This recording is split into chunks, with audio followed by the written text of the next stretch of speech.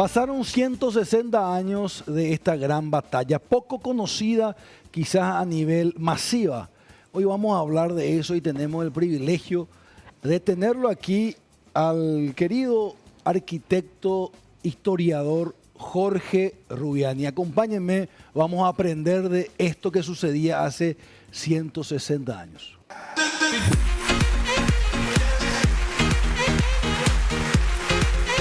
Arquitecto, bienvenido.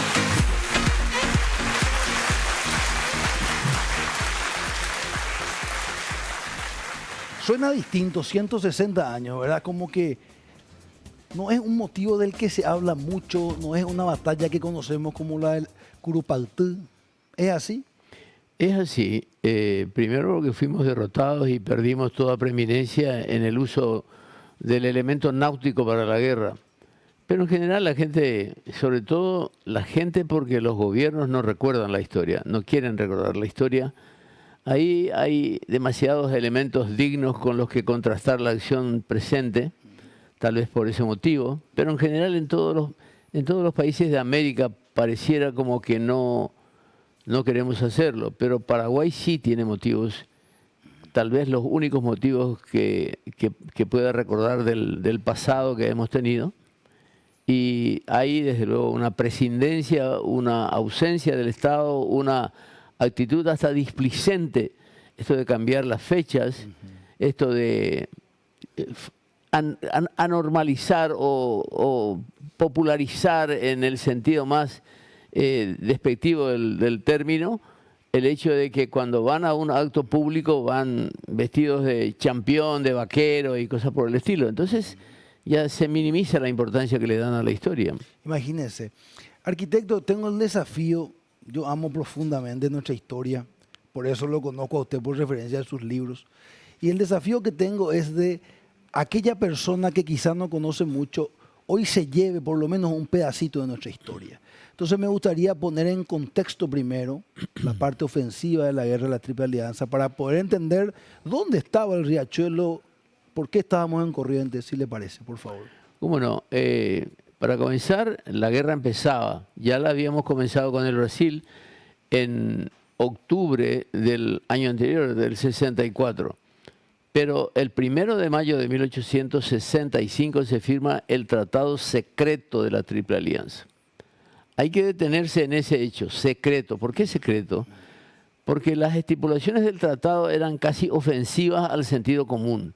No solamente ofensivas en términos de los derechos internacionales, de los reclamos de las partes y un montón de cosas, sobre todo un gesto de desdén a toda posibilidad de gestionar cosas que pretendían los aliados con el Paraguay, hablar como se habló casi hasta un día antes de la guerra. Y el 1 de mayo, al atardecer de 1865 en Buenos Aires, en la casa de Mitre, se firmaba un tratado que requería de mucho preparativo. No se puede pretender que la razón haya sido el ataque paraguayo a Corrientes de apenas 20 días antes, claro, sino que fue un tratado gestado desde hacía mucho tiempo, con estipulaciones bien precisas, con objetivos bien definidos. Es ridículo pensar que todo eso fue producto de un arranque de ira o de malestar entre la gente, porque de Buenos Aires a Río, de hecho, se tardaba casi un mes de viaje, por lo tanto, habrá requerido de un montón de contactos. No había otros medios de contactar más que los presenciales como ahora. Así que todo eso se preparó mucho tiempo atrás. El Tratado Secreto de la Triple Alianza, yo lo escuché decir a usted más de una vez algo que me parece muy gráfico por la palabra, que esa fue una guerra de rapiña y que eso estaba en el tratado, no es una interpretación. ¿A qué se refiere? A veces la rapiña sucede en el desborde de las tropas tras conseguir una victoria, en el momento de hacerse dueño del campo de batalla, dueño de la vida de sus semejantes. Es casi una reacción natural de soldados que perdieron a sus compañeros, a sus hermanos, a sus jefes, y hay una bronca, una reacción que surge de todo enfrentamiento armado. El Tratado Secreto de la Triple Alianza consagró el Tratado Secreto de la Triple Alianza consagró la rapiña como una elaboración intelectual.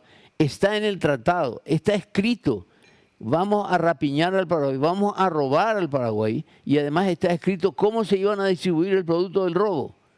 Eso fue una elaboración intelectual pensada y además maliciosamente pensada en el convencimiento de que iban a destruir el Paraguay. Y de ahí aparece la primera gran contradicción. Dicen que trajeron la guerra para civilizar al Paraguay, para liberar al Paraguay. Sin embargo, destruyeron todo lo que el Paraguay tenía, inclusive aquello que los aliados todavía no tenían. Entonces es un mentis tan irreverente, tan mordaz para nuestra dignidad, que lo que yo lamento es que no haya habido después un gobierno nacional que reclamara con vigor, con dignidad y valentía. Eso que uno, cuando sufre una injusticia, le brillan los ojos de la bronca. Paraguay nunca manifestó nada en contra del Brasil. Nos sentamos a negociar con ellos cosas que ni siquiera permitieron que reclamáramos algunas. El Tratado de Itaipú era simplemente una reacción, llamémosle operativa, diplomática, para vencer esa determinación que tuvo el Paraguay de defender, incluso defender un tratado gestado por los brasileños, Loizaga Cotellipe, que fijó los límites y decía, aquí va a pasar la frontera, y no se dieron cuenta que en el trazado que hicieron dejaban los Altos del Guairá en territorio paraguayo.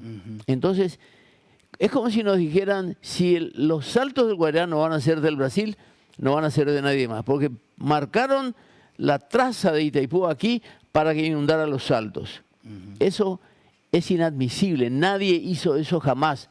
Los argentinos no lo harían con las cataratas del Iguazú, los norteamericanos y canadienses no lo harían con el Niágara, porque eso es un patrimonio tangible, ambiental, económico y natural que todo país, toda nación quiere preservar. Qué bárbaro, la historia, qué poderosa es cuando se lee y se aplica al presente, porque Itaipú ya es más contemporáneo. Quiero ir a Corrientes. Le voy a hacer algunas preguntas polémicas. ¿Corrientes fue alguna vez Paraguay una parte de la provincia? ¿Eso es cierto o no es cierto? Es que el Estado Nacional del Paraguay no se conforma sino después de la independencia. Se conforma, se delinea durante la provincia del Paraguay. Es que nosotros planteamos la enseñanza de la historia con muchos errores conceptuales. Cuando el Reino de España le autorizó a Pedro de Mendoza, le hizo una capitulación para venir, usted va a ser dueño, con las pocas cartas topográficas que se tenían, usted va a ser dueño desde las riberas del río Amazonas hasta la Patagonia, hasta casi el Polo Sur. Entonces, esas eran estipulaciones muy de las monarquías de entonces, pero cuando ese reino fue demasiado extenso, imposible de controlar, imposible de conocer en toda su extensión inclusive, entonces se dan capitulaciones siguientes que van cercenando ese territorio. Evidentemente se puede hablar de desmembraciones, como decimos, cuando se produce la desmembración de una gran parte de la provincia al dividirla en el año 1616, el 4 de diciembre de 1616. Entonces ahí sí se le quita una parte importante que era nada menos que la costa del mar. Paraguay se le condena a la condición del Mediterráneo en 300 años antes de la independencia. Imagínense. Entonces eso fue una cosa terrible. Claro. Pero Corrientes en alguna vez formó parte de la provincia de Buenos Aires cuando el virreinato se divide en dos y se le deja a Buenos Aires como capital de la provincia del Río de la Plata, provincia del Río de la Plata, y Paraguay, que le quitan inclusive el nombre porque le llaman provincia del Guairá con la capital Asunción. Eso es así, pero digamos que el tema es que al dividir los estados, las provincias, en territorios completamente creados para ese efecto, la naturaleza no se dividía, la cultura no se dividía, la forma de hablar no se dividía. Entonces hay un territorio mucho más extenso que es el territorio de la antigua civilización guaraní, que le llamaban Paraguaú. El Paraguaú de antaño abarcaba mucho más territorio, abarcaba territorios de Brasil, Uruguay, Argentina. Por eso Corrientes, en cierta medida, lo más próximo que teníamos al sur, adquiere esa fisonomía cultural muy paraguaya. Ah, claro. ¿Qué pasó? Ahí quiero llegar a Riachuelo. Quiero que podamos explicar qué pasó, qué quería hacer el mariscal López, contra qué nos enfrentamos para poner un poco en contexto. Bueno, se firma el tratado secreto el 1 de mayo y López se va al frente de batalla el 2 de mayo.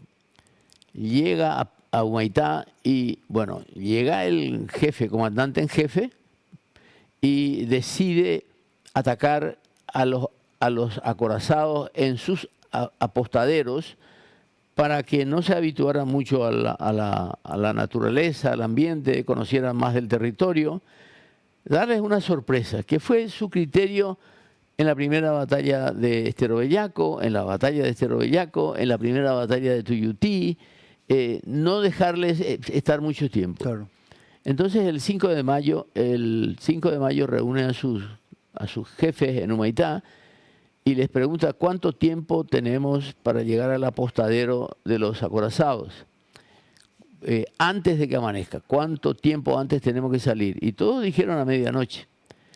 A medianoche de aquel día, del 11 de junio, salen del apostadero de Tuyutí, salen del campamento de Tuyutí, pero van con embarcaciones que no van tan rápido, deciden, digamos, encolumnar detrás de ellos los cañoncitos que tenían sobre un pedazo de madera. El teniente Fariña, pierden tiempo, se descompone un barco, se detienen porque nadie podía hacer nada en contra de las disposiciones de López. De o algo por el estilo. Eso sería una afrenta a López, o ellos consideraban que sería una afrenta. Claro. Nadie cambiaba una orden de López ya en curso del procedimiento, porque sería como una afrenta al mariscal. Claro. Ese fue, digamos que un error de concepto de Estado para enfrentar una guerra, porque hay cosas como Tuyutí, que empieza a la madrugada, en una noche glacial, con los soldaditos descalzos, sin abrigos, ir de uno en punta para poder sorprender al enemigo, y llegan al mediodía cuando el enemigo estaba despierto, estaba... Claro.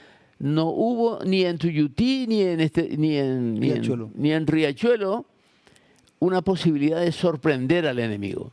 Cuando llegan a Riachuelo era casi el mediodía. Los barcos estaban con las máquinas prendidas. Y para colmo de males nos estudió algo que es un elemento de la física, de la física, que es que cuando yo voy en favor de la corriente y embico a una nave, el agua me lleva así, me separa de la nave. Okay. Todos sabían eso, pero no le dijeron a López. No lo querían contradecir. No le indicaron algo por el estilo. Entonces, ¿qué hace el capitán José Ignacio Mesa? Se va hacia abajo, gira para venir a embicar a la nave así, para que la corriente lo acerque a la nave. Okay. Para comenzar las naves paraguayas, el Paraguarí, que era la nave más grande, tenía cerca de 500 toneladas. El más chico de los acorazados brasileños tenía por lo menos 1.200 toneladas. El más chico. El más chico. Entonces tenían que llevar unas escalas para subir. No llevaron escalas, no llevaron escaleras. Tiraban unos ganchos y los muchachos se trepaban. Los marineros paraguayos eran muy ágiles, y especialmente el batallón número 6 Nambií, que eran los negros que fueron enrolados todos en la marina porque eran muy ágiles y muy fuertes y muy zambos, como se dice, que también es un vocablo africano.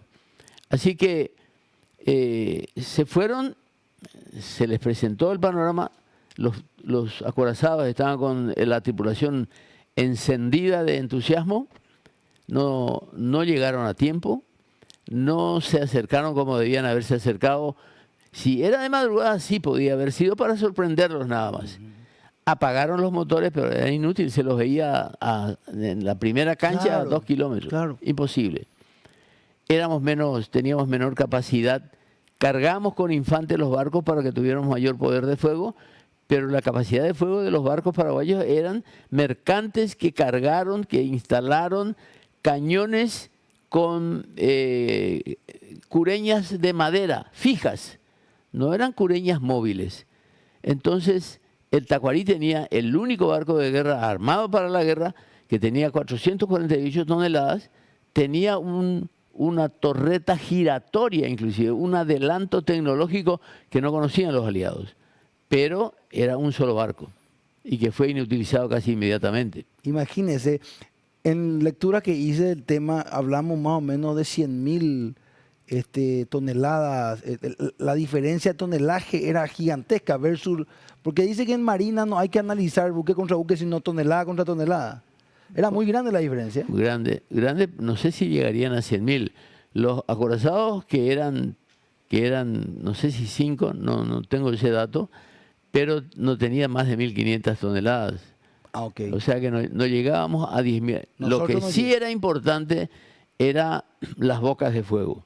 Los buques aliados tenían una enorme cantidad de bocas de fuego, cañones de ánima estriada, no eran de ánima lisa como los cañones que se instalaron en las cubiertas de los buques paraguayos. Por lo tanto, la capacidad de fuego estaba notablemente reducida.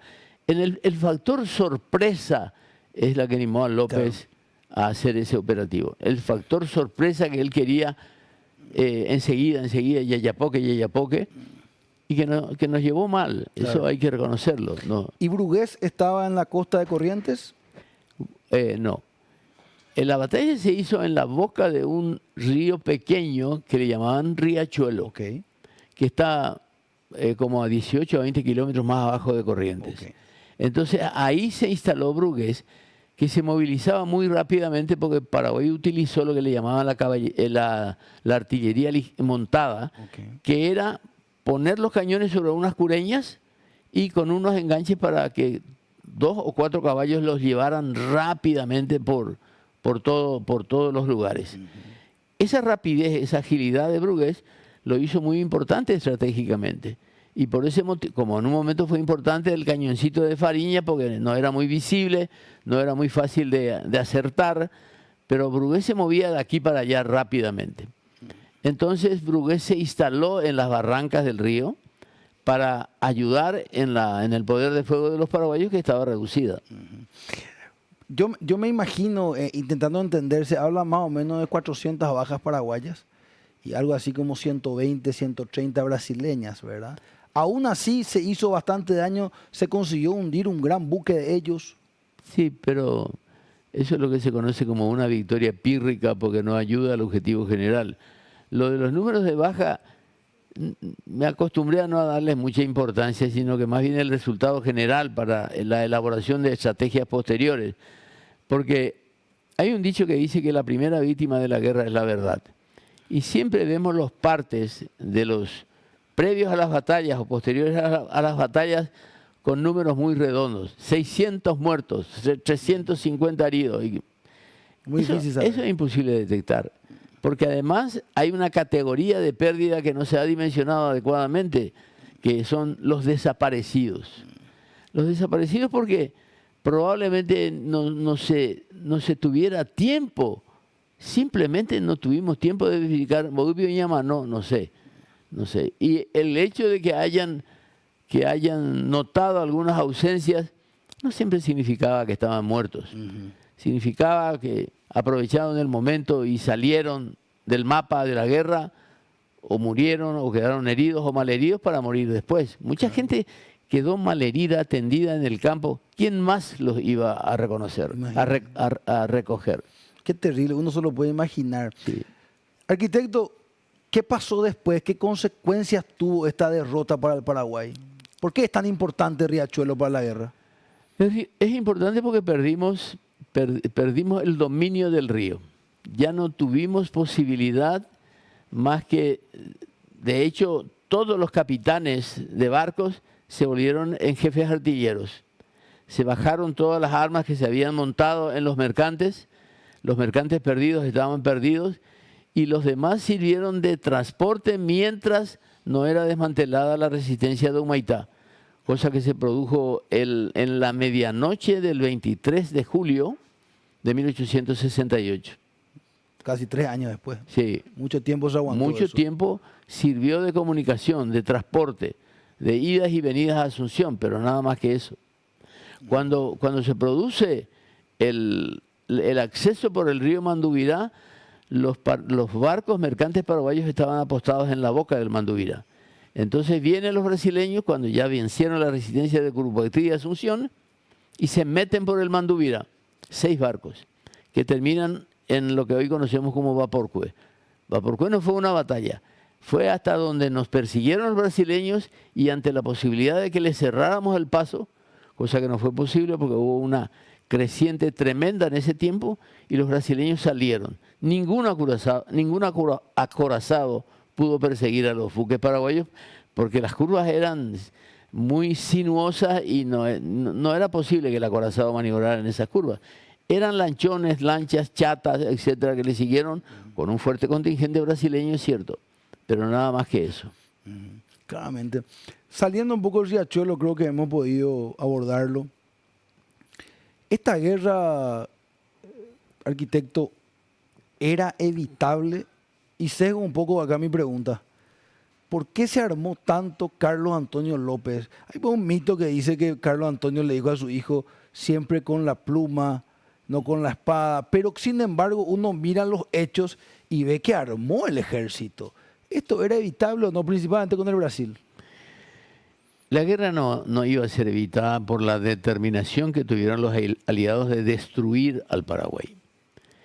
Y eso era simplemente, eso nos lleva a otra cuestión que no queremos ni siquiera afrontar.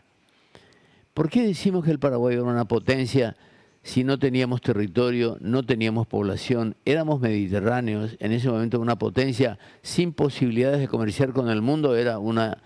Decir eso era una estupidez. ¿Por qué decimos que era una potencia? Y pasando al otro tema, decimos porque Paraguay compró al contado 8 barcos, un barco de guerra armado en Gran Bretaña, contrató a 248 profesionales extranjeros con sueldos que hicieron que esos extranjeros vinieran al Paraguay. Montó una industria siderúrgica con una mina de hierro y un arsenal que producía lo que hoy el Paraguay no produce, que contrató profesionales de todas las clases, adquirió un sistema ferroviario 25 años después de que circulara el primer tren entre Manchester y Liverpool en Inglaterra, que era la potencia industrial del momento. ¿De dónde sacamos todo ese dinero? Pero vendíamos. Pero por favor, nuestra producción agrícola, no teníamos ninguna producción industrial todavía, nuestra producción agrícola era ínfima y tenía muchos competidores en todo el mundo. ¿Quién iba a venir del otro lado del mundo para venir a comprarle al Paraguay, un país mediterráneo, su producción agrícola? Imposible. Esa es una ecuación que nos cierra y nos aferramos a creer en esas, no voy a decir tonterías, pero en esas cosas imposibles de verificar o de producirse en esas condiciones, porque nadie sabía que el Paraguay quedó con la riqueza de los jesuitas. Nadie quiere concebir esa posibilidad. Y esa es la única razón por que los brasileños y argentinos querían a toda costa venir a conocer de dónde nosotros sacábamos la plata, en una palabra. Y si no le van a creer a las cosas que se dicen ahora, Josefina Pla lo dice en un libro, Los británicos en el Paraguay. Francisco Pérez Acosta, el hermano del País Pérez, que hizo una brillante labor historiográfica, lo dice: las remesas de oro a los agentes paraguayos en Europa, en orden equivalente a 13 millones de dólares, a 9 millones de dólares en oro sólido. Remesas que se iban. Están en los libros más creíbles. El de Juan Francisco Pérez Acosta, Carlos Antonio López Obrero Máximo, debiera ser impreso y distribuido a todas las escuelas del país, aunque sea un ejemplar, para que la gente vea lo que éramos, de dónde sacamos el dinero ¿De dónde sacamos el dinero? Esa es la pregunta que nadie quiere conocer. ¿Y sabes por qué nadie quiere conocer todo eso? ¿Y sabes por qué nadie quiere hablar de la guerra? Porque en la guerra tuvieron que tener, eso se puede solamente especular, porque nadie quiso escribir sobre el compromiso y la responsabilidad, la corresponsabilidad que hubo entre los líderes políticos que fundaron los partidos políticos tradicionales en el Paraguay. Porque ese es el asunto. Alguien tiene que decirnos la verdad, decir la verdad al pueblo paraguayo. Hay algo que no está en ninguna ciencia, pero tiene que haber una explicación por qué los paraguayos nos vamos al Panteón de los Héroes cuando ganamos un partido o cuando queremos recordar algo triste o alegre. Nos vamos al Panteón, ahí es nuestro punto de encuentro. Algo tiene que haber. Esos son las extrañas ligazones que nos provee la historia o el sentimiento que no se puede explicar. Quiero cerrar con esta pregunta, arquitecto, que para mí tiene mucho valor porque yo no encuentro este tipo de informaciones, por lo menos disponibles, todas juntas. Uh-huh. Y así es la historia. Así es la historia. No está toda junta en un libro. Está separada.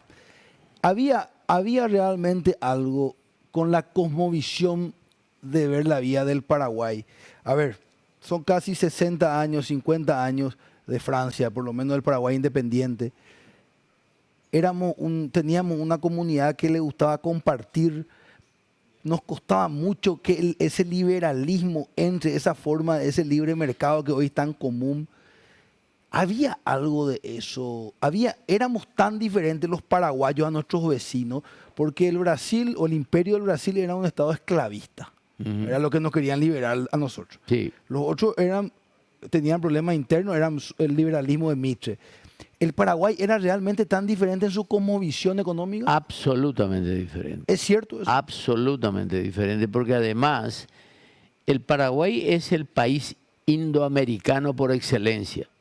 Acá no hubo migración masiva europea como la tuvo Argentina entre 1870 y antes hasta 1926. Eso está en los libros también. La cantidad de 20 millones de migrantes europeos que llegaron a las costas americanas, muchas de las cuales se alistaron, se enrolaron en los países costeros, no en el interior. Paraguay no tuvo migración extranjera nunca. Tanto es así que hay un libro de Ricardo Lafuente Machain que habla de dónde venimos los paraguayos. ¿Quiénes somos? Los paraguayos somos la unión necesariamente útil entre indígenas y españoles de los primeros tiempos y de los mestizos después con los que vinieron viniendo de a poquito, porque no hay mucha migración europea y mucha migración europea vino como funcionaria de la corona y se volvió a ir, ni siquiera se quedó en Paraguay. Entonces, ¿de dónde salimos nosotros? Nosotros salimos de aquella primigenia relación con el indígena que se nutrió de la cultura indígena porque esa población fue olvidada por la corona española. Desde el momento que no le reproducía tesoros que iban a Europa, esa gente vivió de lo que el Paraguay ofrecía. El guaraní es el mayor aportante de vocablos a la ciencia mundial, de acuerdo a las verificaciones que se hicieron. El vocablo guaraní, por los productos guaraníes que había en toda América, con denominaciones guaraníes.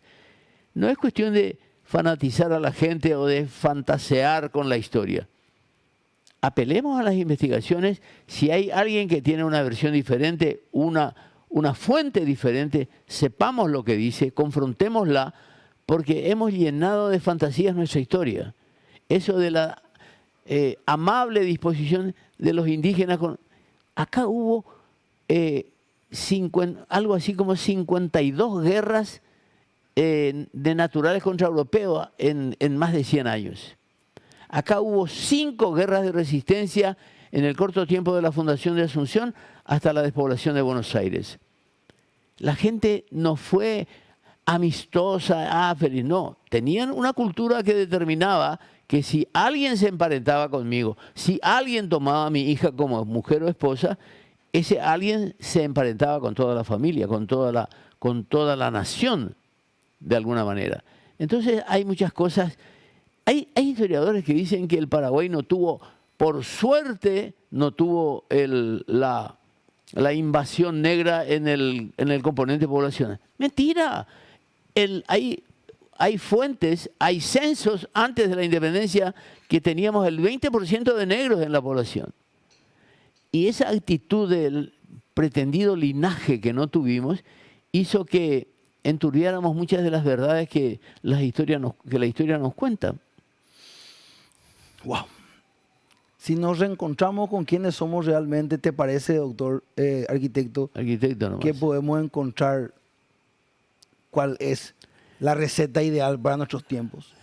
No, evidentemente que una actitud antinatural es negar nuestra procedencia. Eso nunca sucedió, nunca sucede en ninguna parte del mundo. Pero nosotros tenemos la obligación moral, práctica y de lo que fuera, de conocer nuestra historia para conocer el sentido de pertenencia y el sentido de responsabilidad social y colectiva que consecuentemente obliga a la historia. No podemos seguir pretendiendo que nacimos en un barrio de Boston o de Londres. Nosotros nacimos aquí, en el medio de América, tenemos una lengua original que nadie quiere hablar o que todo el mundo habla mal porque le atribuimos solamente un valor cachiay. Y el guaraní es, bueno, si uno escucha a los grandes poetas nacionales, el guaraní es para decir lo mejor de la mejor manera posible y en muchas mejores maneras que el castellano. Eso lo decía Reinaldo de Cula Rosa, que hablaba 12 idiomas. Decía, el guaraní tiene la misma categoría que el latín o el griego.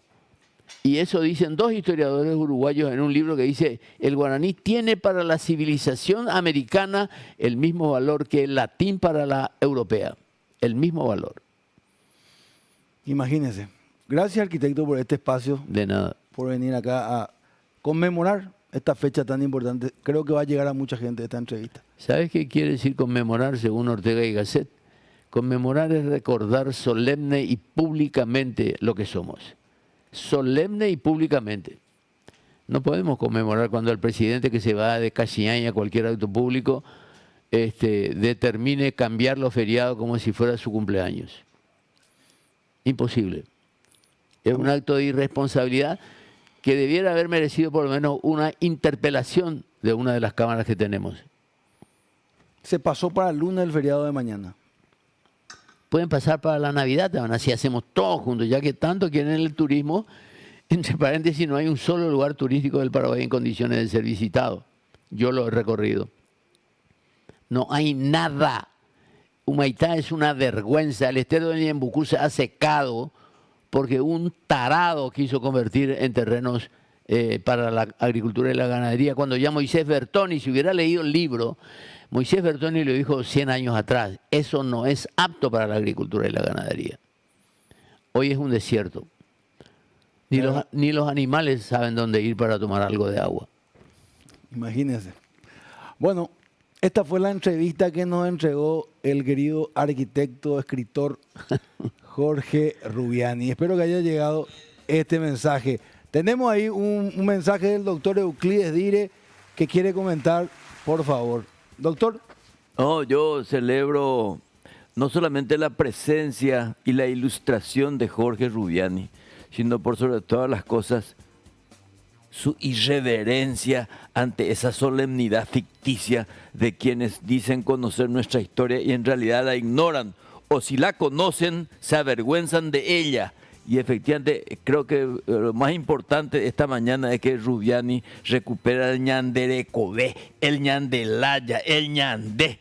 Y eso es muy importante para que la juventud empiece a saber de dónde venimos, qué identidad es la que tenemos y por qué somos tan proclives a que nos colonicen, entre otras cosas porque no sabemos de nuestra historia. Y hoy Rubiani dio un toallepete a esa clase política hipócrita e ignorante que justamente por no conocer nuestra historia hace que sigamos siendo presa fácil del colonialismo moderno. Eso que estaban comentando hoy, perdón por transgredir los horarios, eso que estaban comentando hoy del trato que nos dan los brasileños, es el trato que nosotros permitimos que nos hagan. Ayer. Porque nosotros, los brasileños, son el remanente del imperio. Ellos son imperio. No importa que tengan un presidente socialista, obrero, metalúrgico, lo que sea. Ellos son imperio. Y la relación de los imperios con los que no son iguales son de súbditos. Nosotros para ellos somos súbditos. No está mal eso, pero lo malo es que nosotros actuamos como súbditos. Nosotros nos prestamos a que nos manoseen. A lo largo de nuestras fronteras, a lo largo del tiempo, a lo largo de nuestros gobiernos, no hay pueblo hermano en el Brasil. No hay pueblo hermano. Los imperios no tienen hermanos, tienen súbditos. Eso del guaraní vamos a ver la próxima, ¿eh? Bueno. El guaraní es muy importante, eso es la lengua. Nosotros usamos mucho guaraní. Cebolla, jula, cebañe, Pero casi hay puro no onda, hay casi antes. casi hay penante. Areco, a veces angapu, pero la guaraní. Bueno, ya ahí te digo entonces. Vamos a la pausa. Esto fue el arquitecto Jorge Rubiani.